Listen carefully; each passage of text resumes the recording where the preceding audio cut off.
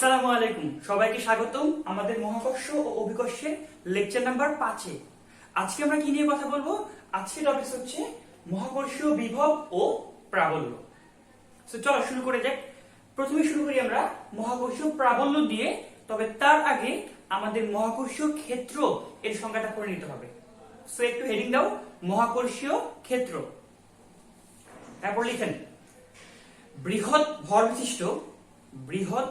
ভর বিশিষ্ট বা গুরুভার কোন বস্তুর চারদিকে যে অঞ্চল জুড়ে এর প্রভাব বিস্তার থাকে। আই রিপিট, বৃহৎ ভর বিশিষ্ট বা গুরুভার কোন বস্তুর চারদিকে যে অঞ্চল জুড়ে এর প্রভাব বিস্তার থাকে। প্রভাব বিস্তার মানে কি? মানে হচ্ছে অন্য কোন বস্তু আসলে আমাদের এই গুরুভার বস্তুটা ওই অন্য বস্তুটাকে হয় আকর্ষণ করবে, নিজের দিকে আকর্ষণ করবে। এটা কি বলা হয়? প্রভাব বিস্তার করে। সো বৃহৎ ভর বিশিষ্ট বা গুরুভার কোন বস্তুর চারদিকে যে অঞ্চল জুড়ে এর প্রভাব বিস্তার করে তাকেই বলা হয়ে থাকে ওই বস্তুটার মহাকর্ষীয় ক্ষেত্র। ব্যাপারটা কি এরকম, ধরেন এই একটা ভারী বস্তু, এই ভারী বস্তুকে আমরা বলে থাকি গুরুভার বস্তু, যার ভর ক্যাপিটাল এম। এর চারদিকে সর্বোচ্চ যে অঞ্চল জুড়ে অন্য কোন বস্তু আসলে, কথায় স্মল এম ভরের বস্তু আসলো, এদের মধ্যকার একটা অ্যাট্রাকশন বল থাকে, এদের মধ্যে কোনো বল থাকে, ওই অঞ্চলটাকে বলা হয়ে থাকে তার মহাকর্ষীয় ক্ষেত্র। এখন ভাইয়া যদি আমি নিউটনের মহাকর্ষ সূত্র ফলাই, কি ছিল? F = G m বাই দূরত্ব স্কয়ার, তাই না? যদি দূরত্ব হয় d তাহলে সূত্র হবে এটা। এখন ভর তো আর একটা শূন্য না, জিও তো একটা কনস্ট্যান্ট ভ্যালু, তাহলে কখন বলটা শূন্য হবে? যদি তোমার এই d এর ভ্যালু টেন্ডস টু ইনফাইনাইট হয়, তখনই কিন্তু তোমার বলের মানটা শূন্য হবে। সো তাত্ত্বিকভাবে বা আমাদের থিওরিটিক্যালি এই মহাকর্ষীয় ক্ষেত্র আসলে অসীম অবধি বিস্তৃত। যে এখানে একটা বস্তু হলে এর মহাকর্ষীয় ক্ষেত্র পুরো অসীম জুড়ে বিস্তৃত থাকবে। বাট প্র্যাকটিক্যাল লাইফে মানে দূরত্ব একটু বেশি হয়ে গেলে, দূরত্ব মোটামুটি বেশি হয়ে গেলে এই বলটা খুব বেশি হ্রাস পায় এবং একদম নেগলেক্ট করা যায়। সো সর্বোচ্চ যেই অবধি বলটা মোটামুটি আছে ওইটাকেই বলে থাকি আমরা মহাকর্ষীয় ক্ষেত্র। আচ্ছা, এখন আমরা পড়ে ফেলি মহাকর্ষীয় প্রাবল্য কি। আবার সংজ্ঞা লিখেন, মহাকর্ষীয় প্রাবল্য লিখে কোলন দাও, নিচে আন্ডারলাইন করো। লিখো মহাকর্ষীয় ক্ষেত্রের কোন বিন্দুতে, মহাকর্ষীয় ক্ষেত্রের কোন বিন্দুতে একক ভরের কোন বস্তুকে, একক ভরের কোন বস্তুকে আনলে সেটি যে বল অনুভব করে। আই রিপিট, মহাকর্ষীয় ক্ষেত্রের কোথাও বা কোন বিন্দুতে একক ভরের কোন বস্তুকে আনলে সেটি যে বল অনুভব করে তাকেই ওই বিন্দুর মহাকর্ষীয় প্রাবল্য বলে। আচ্ছা, মনে করো আমি 1 কেজি বস্তু আনি নেই, সাপোজ আমি m ভরের একটা বস্তু আনছি, তখন এদের মধ্যকার বল কত হবে? খেয়াল করো একটু। তখন বলটা হবে না F = G m বাই দূরত্ব স্কয়ার, দূরত্ব d তার স্কয়ার।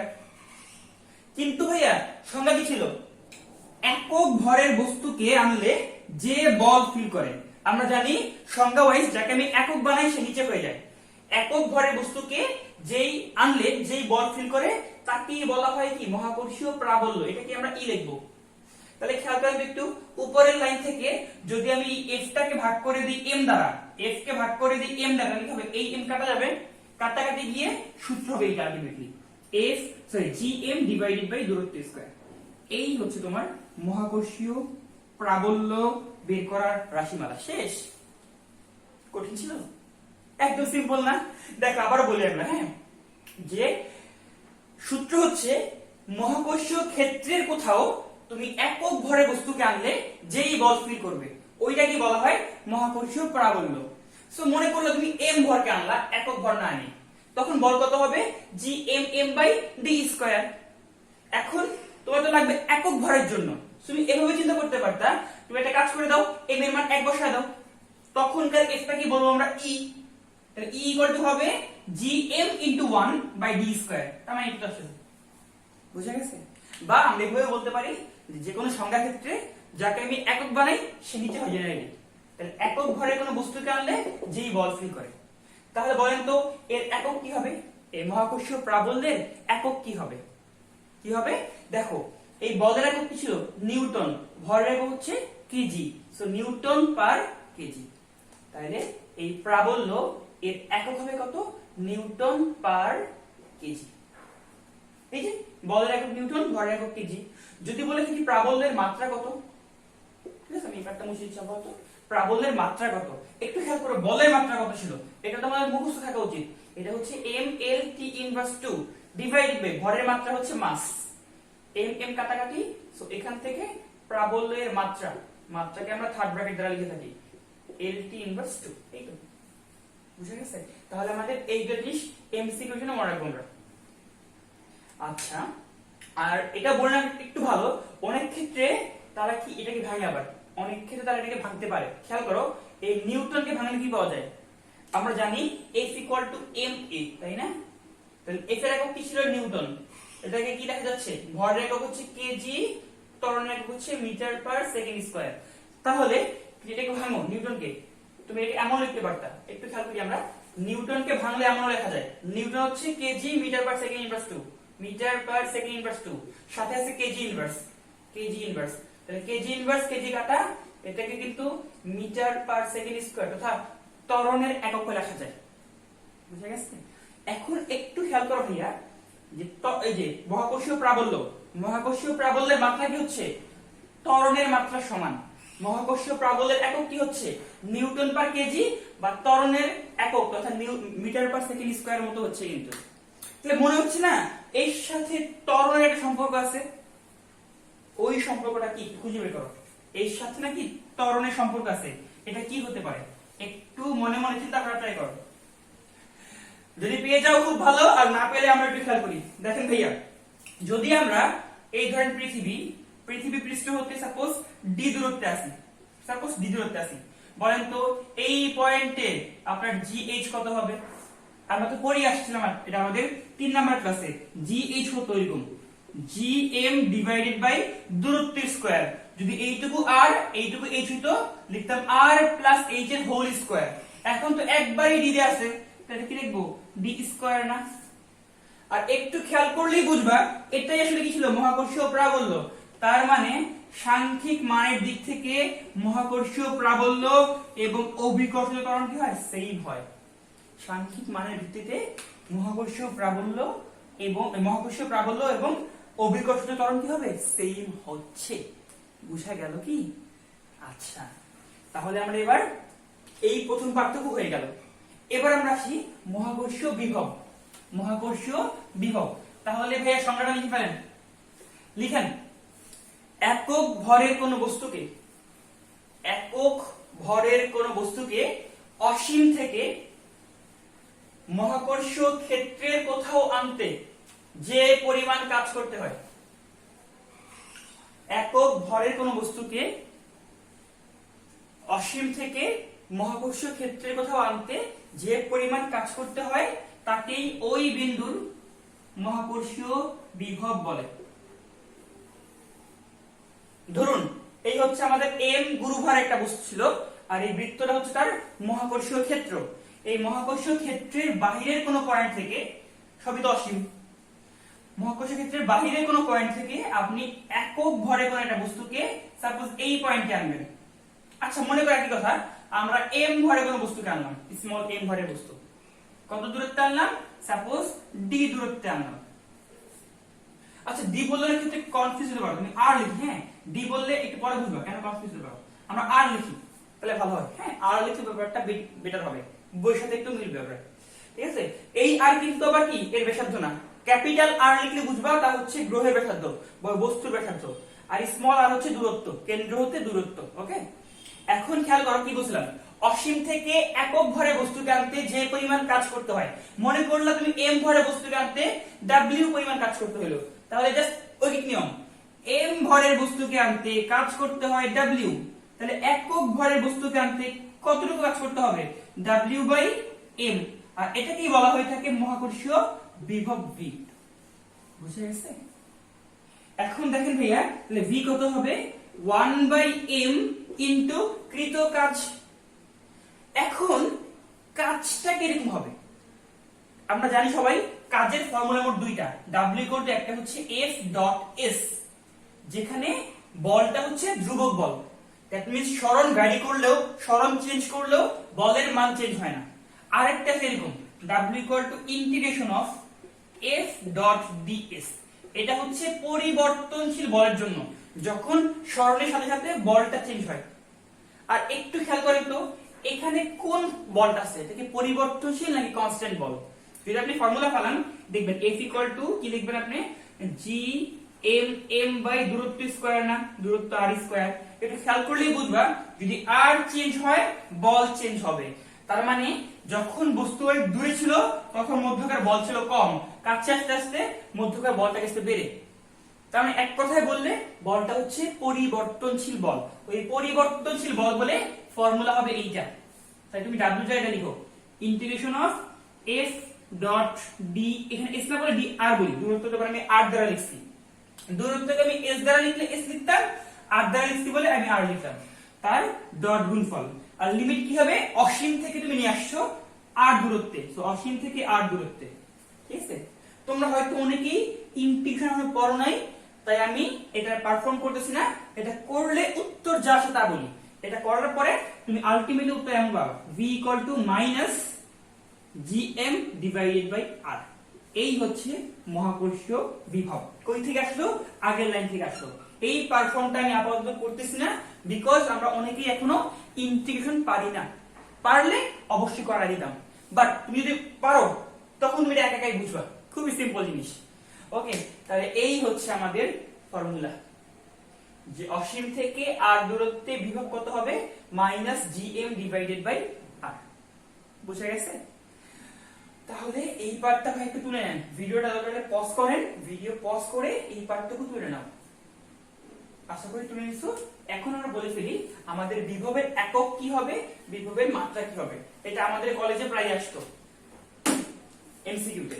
দেখো বিভব আমরা এখান থেকে যদি বলি এর একক কি হবে, দেখো একটু, v এর একক কত হবে, কাজের একক বাই ভরের একক। কাজের একক কি ছিল, জুল, আর joule by joule per kg, joule per kg. এই হচ্ছে বিভবের একক। তুমি চাইলে ভাঙতেও পারো, কিভাবে ভাঙবা খেয়াল করো একটু। জুলকে কি লেখা যায়, নিউটন মিটার, আর কেজি তো ছিল কেজির জায়গায়। আর নিউটনকে কি লেখা যায়, আমরা একটু আগে দেখছি নিউটন কেমন লেখা যাচ্ছে, kg metre per second inverse 2, সাথে আছে কেজি, সরি এটা নিউটনকে ভাঙলাম, আবার একটা মিটার আছে না, ইনটু কেজি ইনভার্স। তাহলে কেজি ইনভার্স কেজি কাটা গেল, পরে আছে হচ্ছে মিটার স্কয়ার সেকেন্ড ইনভার্স 2।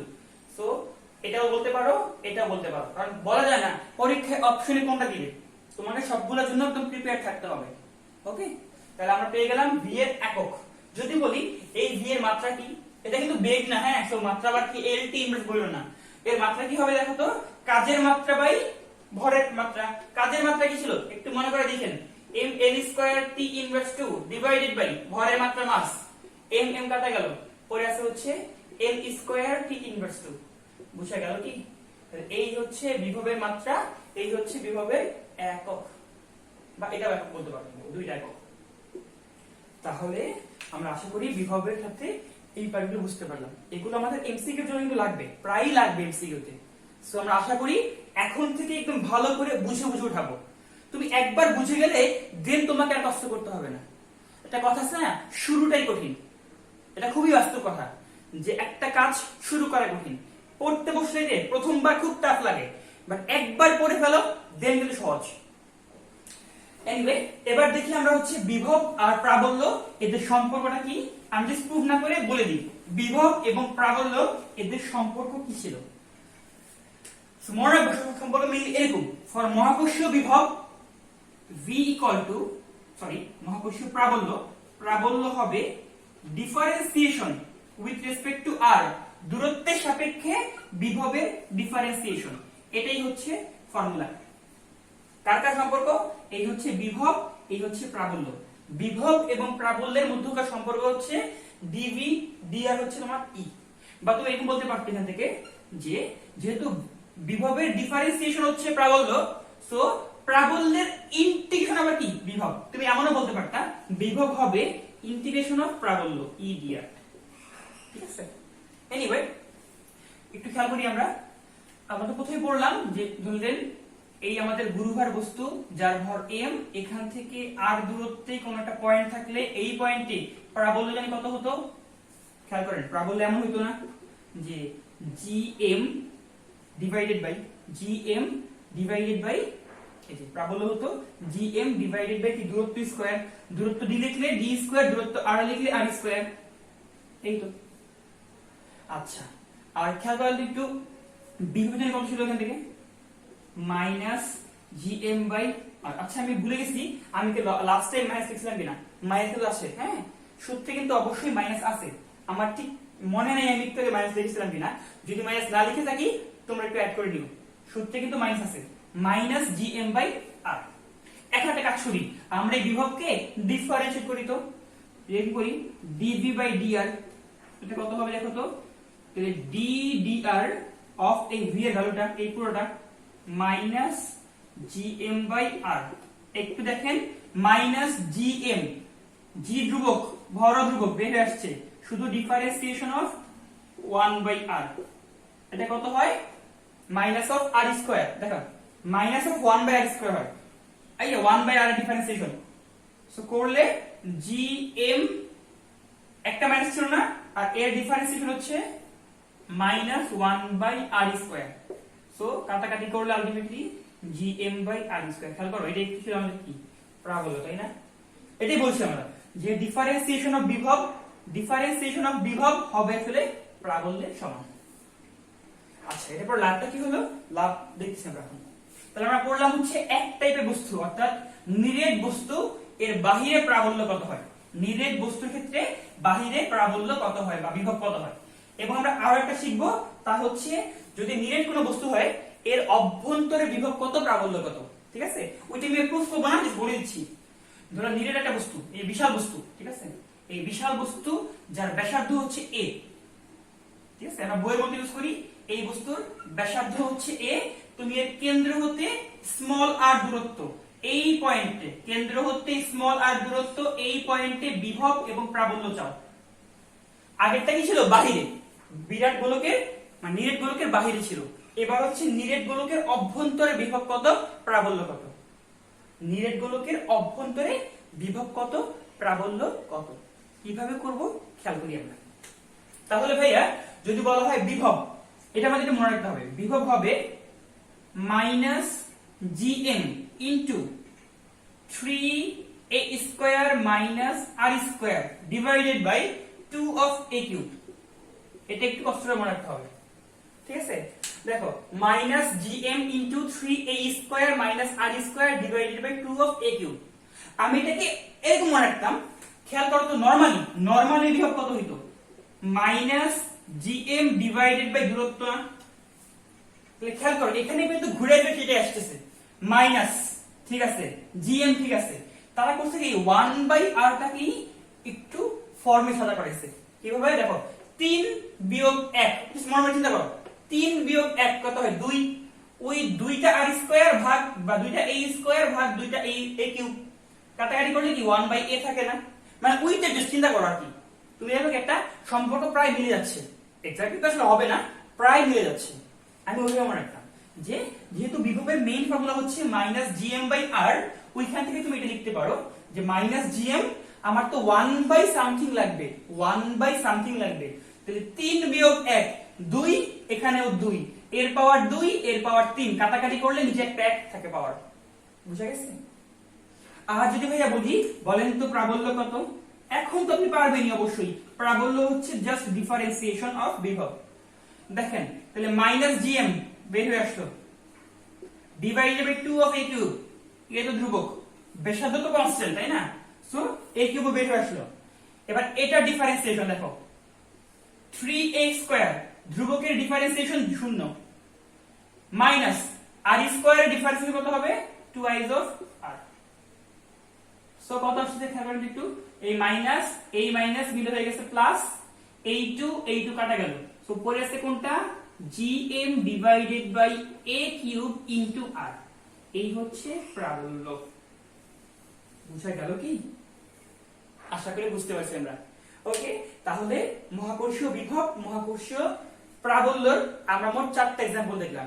একটা হচ্ছে নিরেট গোলকের বাহিরে কি হয়, নিরেট গোলকের অভ্যন্তরে কি হয়। এখানে কি মোট 4টা, কারণ 2টা বিভব 2টা প্রাবল্য চলে আসছে।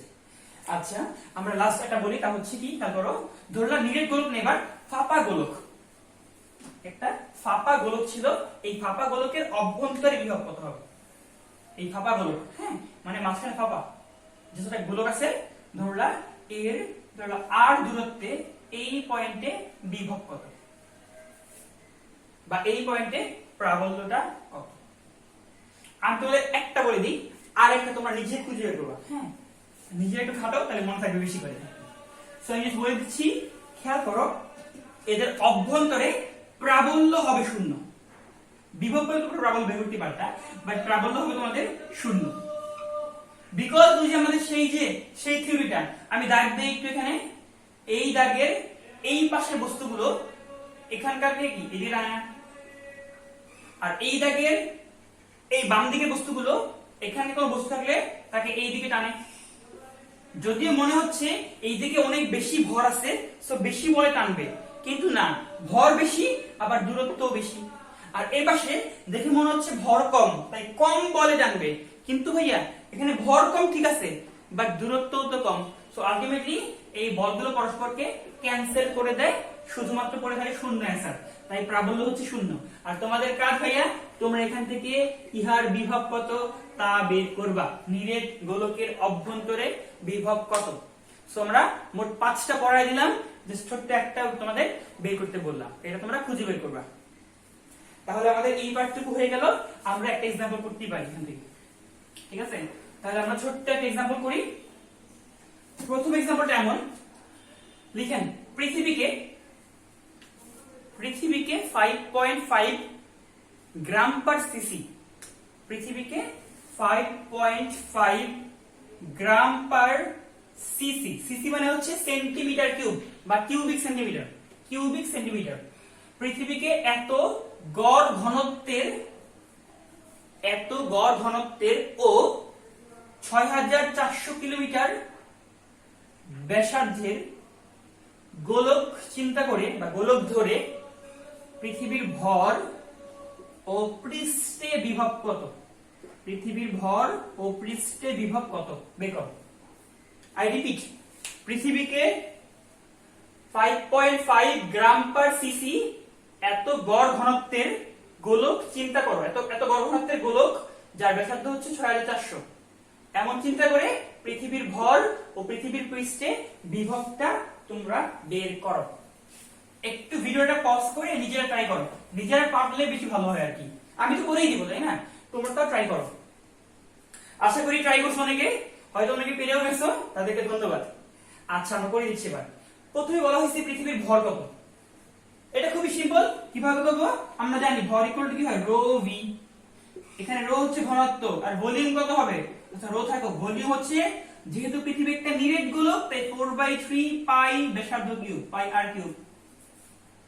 তবে ভাইয়া এখানে মনে রাখতে হবে কি, সবগুলাই হবে আমাদের এসআই এককে, তাহলে ভরটা আসবে কেজিতে। বাট রো কি ছিল, রো দেওয়া ছিল গ্রাম পার সেন্টিমিটার কিউব। সো খেয়াল করেন, আপনি গ্রাম পার সেন্টিমিটার কিউব থেকে কিভাবে রো এর এসআই একক তথা তুমি কিভাবে কেজি পার মিটার কিউবে যাও, একটু খেয়াল করো, একটু খেয়াল করো। বলো 1 গ্রাম মানে কত কেজি? আমরা সবাই জানি 10⁻³ তাই না, কারণ 1 কেজি হচ্ছে 1000 গ্রাম। এরপরের পার্ট বলেন 1 সিসি সমান কত মিটার কিউব? 1 সেন্টিমিটার কিউব, বা 1 সিসি সমান কত মিটার কিউব? কত মিটার কিউব? এটা পারা উচিত। আর না পারি আমরা এভাবে করবো, দেখো 1 সেন্টিমিটার কিউব এমন লেখা যায় না, 1 centimetre into 1 centimetre into 1 centimetre. 1 centimetre হচ্ছে 10⁻² মিটার, আবারও 10⁻² মিটার, আবারও 10⁻² মিটার, গুণ করলে 10⁻⁶ মিটার কিউব। এটাই হচ্ছে 1 কিউবিক সেন্টিমিটারের ইকুইভ্যালেন্ট মিটার কিউব মান। তাহলে আমাদের এই দুটা মান আপাতত মনে রাখতে হবে। তাহলে খেয়াল করেন, আমি এটা বলে দিচ্ছি। রো কত আসছিল, 5.5 গ্রাম ডিভাইডেড বাই সেন্টিমিটার কিউব না, গ্রাম পার সিসি, তাহলে গ্রাম ভাগ সেন্টিমিটার কিউব। একটু দেখেন ভাইয়া, তাহলে 5.5 1 গ্রাম মানে 10 to the power -3 kg divided by centimetre cube, 1 centimetre cube সমান সমান 10 to the power -6 metre cube. So overall কাটাকাটি করো, কাটাকাটি করলেই বুঝবা 5.5 into 10 to the power 3 kg per metre cube. বা ইন সামারি বললে তুমি একবারেই এখান থেকে এখানে আসতে পারো, জাস্ট তোমাকে 10 টু দি পাওয়ার 3 দ্বারা গুণ করতে হবে বা 1000 দ্বারা গুণ করতে হবে। I repeat, gram per centimetre cube থেকে কেজি পার মিটার কিউবে আসতে হলে জাস্ট তোমাকে 1000 দ্বারা মাল্টিপ্লাই করতে হবে, আর কিছু না। এখন মনে থাকবে? ইনশাআল্লাহ মনে থাকবে। তাহলে আমরা কি রো পেয়ে গেছি, তো রোটা বসাবে নি। রো হচ্ছে 5.5 ইনটু 1000 বা 10 টু দি পাওয়ার 3, সাথে আছে 4/3 পাই ইনটু r কিউব, rটা হবে মিটারে, 6.4 10 টু দি পাওয়ার 6 মিটার না, এটা কি এমন লেখা যাবে না, 6.4 into 10 to the power 6 metre, because 1 kilometre হচ্ছে 1000 মিটার। তাহলে 6.4 10 টু দি পাওয়ার 6 এর কিউব। তুমি সলভ করলে ইজিলি m পেয়ে যাবা। বুঝে গেছে? তাহলে আমরা ভিডিওটা এখন পজ করে এই পার্টটাকে আমরা তুলে নিই। এখানে কিন্তু অনেকগুলো তথ্য লেখা আছে, বলে এটা আমাদের ইম্পর্টেন্ট। ভিডিও পজ করেন ভাইয়া, উঠে নেন। আশা করি উঠে ফেলছো। এখন আমরা আসি পৃথিবীর পৃষ্ঠের ভোল্টেজ কত। কিভাবে করবে? খুবই সিম্পল, জানিনি, v -gm ডিভাইডেড বাই দূরত্ব। দূরত্ব কোনটা? বলতে পৃষ্ঠের বিভব কত। বলো, কেন্দ্র হতে পৃষ্ঠ দূরত্ব কত? অবশ্যই ব্যাসার্ধের সমান, তাই ব্যাসার্ধ হচ্ছে। জি এর ভ্যালু মুখস্থ, আর দেয়া ছিল এম তো মাত্রই পেলা, বসালেই কি আসবে? ভোল্টেজ পেয়ে যাবা। একক কি হবে? Joule per KG. এর একক কি ছিল? ওইটাই দেখলাম, জুল পার কেজি, এই ছিল আমাদের একক। তাহলে এই একটা সিম্পল প্রবলেম ছিল। আমরা এরপরে খুবই ভালো একটা প্রবলেম দেখব। এটা কিন্তু বইয়ের ভর্তি পরীক্ষা আসছে, এখনকার যে ম্যাথটা করবো আমরা। তো এই ম্যাথটা তো আমাদের হয়ে গেল, আমরা এখন ভালো একটা এক্সাম্পল করি। লিখেন, মনে করেন সুপারম্যান, তার খেয়ে দিয়ে কাজ নাই, সে একটা পাথরকে ঢিল মারবে উপরে, বাট সে তো আর আসতে মারবে না আমাদের মধ্যে, টুপ করে মারবে, টুপ করে পড়ে যাবে, সে তো মারবে হিউজ জোরে। এরকম বলা হয়েছে যে আমাদের এই পৃথিবী পৃষ্ঠে মিস্টার সুপারম্যান দাঁড়া ছিল, তার হাতে একটা বল আসছে, তার খুব রাগটা গেছে কোনো একটা কারণে, সে করলো কি এই বলটাকে উপরে নিক্ষেপ করলো, বাট সে তো আসতে পারবে না, সে প্রায় 5 পার সেকেন্ড বেগে পাথরকে শূন্যে নিক্ষেপ করলো। প্রশ্ন হচ্ছে এই পাথরটা সর্বোচ্চ কত উচ্চতায় উঠবে? ঠিক আছে, তো আই রিপিট, মিস্টার সুপারম্যান একটি পাথরকে ভূপৃষ্ঠ হতে 5 কিলোমিটার পার সেকেন্ড বেগে শূন্যে নিক্ষেপ করলো। পাথরটি সর্বোচ্চ কত উচ্চতায় উঠবে? একটু আমরা খেয়াল করি। হ্যাঁ, এই আমাদের কোশ্চেন শেষ। আমরা ম্যাথ কিভাবে করতাম আসলে, নিয়মটা এমন ছিল যে মনে করলা এই আমাদের ভূপৃষ্ঠ, যদি একটা বস্তুকে আমরা ইউ বেগে মারতাম, আমরা সবাই জানি সে একসময় ফিরে আসবে, এবং তার সর্বোচ্চ হাইট কত হতো আমরা কিন্তু গতিবিদ্যায় পড়ে আসছি এগুলা। ঠিক আছে, সর্বোচ্চ হাইট এমন ছিল না, ইউ স্কয়ার বাই 2xg, তার মানে সর্বোচ্চ হাইট পেতে হলে শুধুমাত্র আদিবেগ থাকলেই হয়। So you square by 2xg বসাই দিব। এখানে কি লিখবো তাইলে? ইউ এর মান 5 কিলোমিটার পার সেকেন্ড, অর্থাৎ 5000, তার স্কয়ার ভাগ 2g। এমন করলে অঙ্কটা ভুল যাবে। প্রশ্ন ভাই কেন ভুল যাবে? আমি তো সারাদিন এটাই করে আসছিলাম যে সর্বোচ্চ উচ্চতা সূত্র হচ্ছে এটা। ভুল যাবে এই কারণে, খেয়াল করো ভাইয়া, এই ফর্মুলা ইউজ করতে হলে তোমার জি কি ছিল? ফিক্স থাকতে হইতো না। আমরা করতাম কি অল্প হাইটে মারতাম বলে জি ফিক্স ছিল, কিন্তু সে বেটা এত জোরেই মারছে, ব্যক্তি আর ফিক্স থাকবে? সরি, জি এর মান কি ফিক্স থাকবে? জি তো অনেক উপরে যাওয়ার পরে জি কমে যাবে, তাই জি কিন্তু ফিক্স না। যেহেতু জিটা কনস্ট্যান্ট না, তাই তুমি এই সূত্র ইউজ করতে পারবা না। তাহলে কি করতে হবে খেয়াল করো। তাহলে আমরা এবার খেয়াল করি কিভাবে করতে হবে ম্যাথটা, এই জন্য ম্যাথটা ইম্পর্টেন্ট। সো একটু দেখি আমরা, তাহলে এই পয়েন্টের বিভবকে ধরি v1 আর এই পয়েন্টের বিভবকে ধরি আমরা v2। তাহলে বলেন তো ভাইয়া, যদি সর্বোচ্চ উচ্চতা h হয়, যদি পাথরটার সর্বোচ্চ উচ্চতা h হয়, পৃথিবীর ব্যাসার্ধ r হয়, তাহলে আমাকে যদি বলেন v1 কত হবে? সূত্র কি ছিল? মাইনাস gm বাই দূরত্ব, দূরত্ব হচ্ছে r। যদি বলি ভাইয়া v2 কত, এটা কত হবে? মাইনাস gm বাই দূরত্ব, দূরত্ব কত? r প্লাস h, দূরত্ব হচ্ছে r প্লাস h। তুমি v1 পেয়ে গেলা, v2 টাও কি পেয়ে গেলা। এখন কিভাবে আমরা করতে পারি একটু খেয়াল করো।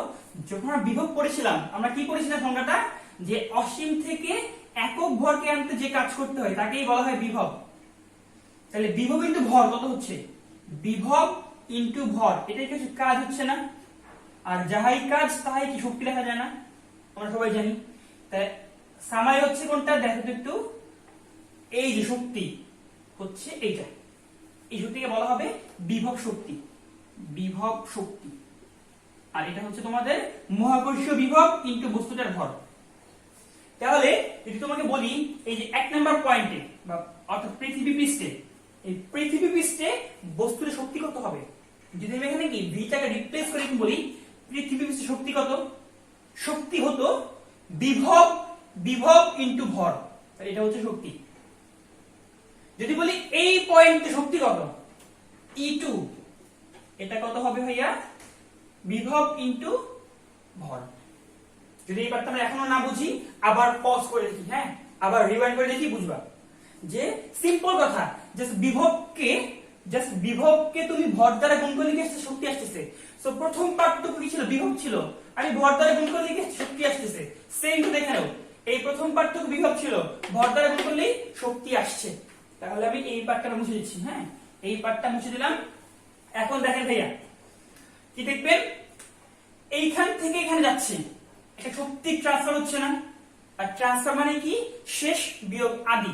তার মানে বলতে পারো শক্তির চেঞ্জ হচ্ছে E2 মাইনাস E1। আর বলেন এই শক্তির চেঞ্জ কেন হচ্ছে? বিকজ সে বস্তুকে ঢিল মারছিল, দ্যাট মিন্স বস্তুকে সে একটা গতি শক্তি দিছিল, তাই না? সো এই গতি শক্তিটাই শক্তির পার্থক্যের সমান। আর শক্তির পার্থক্য কত হবে? এইটা মাইনাস এইটা, দুই ক্ষেত্রে gmm কমন যাচ্ছে, তো মাইনাস gmm কমন নিলাম, এইটা মাইনাস এইটা, সো কত হচ্ছে? 1 by r plus h minus 1 by r। বুঝা গেল কি? জাস্ট একটা মানটা লিখছি। এখন কি কে মানে কত হয় আবার? Half m into beg square is equals to, তুমি মাইনাসটাকে ভিতরে পাঠিয়ে দাও, মাইনাসকে তুমি ভিতরে পাঠিয়ে দাও, বা থাকুক সমস্যা নেই এমনই থাকুক। মাইনাস আমাদের এখানে মনে আছে আমরা gm কে কি লিখতে পারতাম? gm কে আমরা কিন্তু gr স্কয়ার দ্বারা রিপ্লেস করতে পারতাম, আমরা আগেই বলেছিলাম। ইনটু ভর, সাথে আছে 1 by r plus h minus 1 by r। এবার একটু দেখেন এই একখান m কাটাকাটি, বাকি সব কিছু কিন্তু প্রশ্নে দেওয়া আছে। কিভাবে? আমাদের r তো মুখস্থই থাকে, 6.4 10 টু দি পাওয়ার 6 মিটার। তুমি r জানো, তোমাকে বেগ দেয়া ছিল 5000 মিটার পার সেকেন্ড, সো 5000 এত মিটার পার সেকেন্ড। তুমি বেগ জানো, তুমি r জানো, g তো 9.8 জানো। এটা কোথাকার g? এটা কিন্তু ভূপৃষ্ঠের g, তাই না? g হচ্ছে 9.8, এটা কিন্তু 9.8, এটা আবার কনফিউজ করে না, এটা ভূপৃষ্ঠের g 9.8। তুমি সবগুলো জানো, শুধুমাত্র এই h টা আননোন, এটা একটু কষ্ট করে বের করতে হবে, বের করলেই তোমরা সর্বোচ্চ উচ্চতা পেয়ে যাবা। তাহলে ম্যাথটা কিন্তু খুব যে সহজ ছিল এরকম না, কিন্তু যারা আমরা ফার্স্ট টাইম ম্যাথটা করতেছি আমাদের কিন্তু অনেকগুলো কনসেপ্ট দাঁড় করাতে হচ্ছে। বাট আমি এখন যেটা করবো তোমাকে, এর পর থেকে যেটা আসে আমাদের এই টাইপের অঙ্ক, আমরা কিভাবে করব? খুবই সিম্পল। আমাদের কাজ কি দেখো, কে ইকুয়াল টু এইটুকু না, আমি করি কি এই ম্যাথটাকে ভিতরে পাঠিয়ে দিই, তখন আলটিমেটলি এমন আসতো কে তথা হাফ এম ভি স্কয়ার, এটা হবে এই যে এইটুকু জাস্ট। তাহলে gmm into 1 by r minus 1 by r plus h। আমি এটা মুখস্থ করে ফেলছিলাম, এবং ট্রাই করে দেখো, খুব কঠিন না মুখস্থ করা। সো এটা পারলে তো আমাদের এত চিন্তা করার কিছু নেই, এটা পারলে সব মান দেয়া থাকবে, এই যে ভিটা দেয়া থাকবে, এই m গুলো কাটা যাবে পরস্পর, আর এই gm কে আমরা রিপ্লেস করব gr স্কয়ার দ্বারা, তাহলে আমাদের ম্যাথ ডান। তাহলে বুঝা গেল, এই হচ্ছে আমাদের বিভব এবং প্রাবল্য। আর এই পার্টটা খুবই ইম্পর্টেন্ট, এই ম্যাথটা কিন্তু তুমি কোনো বই নরমালি পাবা না, তেমন কোনো বই দেওয়া ছিল না, ঠিক আছে, এটা হচ্ছে ওই যে বইয়ের লাস্টে থাকে না বিভিন্ন ভার্সিটি প্রশ্ন, ওইখানে পেতে পারো। আর বইটা আসলে কি দিয়ে, রকেট দিয়ে, যে রকেটটাকে এভাবে মারা হয়েছিল আসলে। এনিওয়ে, একই টাইপের কোশ্চেন আমাদের। তো আশা করি আমরা এই ম্যাথটা বুঝতে পারলাম। সো সবাইকে এতক্ষণ ক্লাসে করার জন্য ধন্যবাদ। আল্লাহ হাফেজ।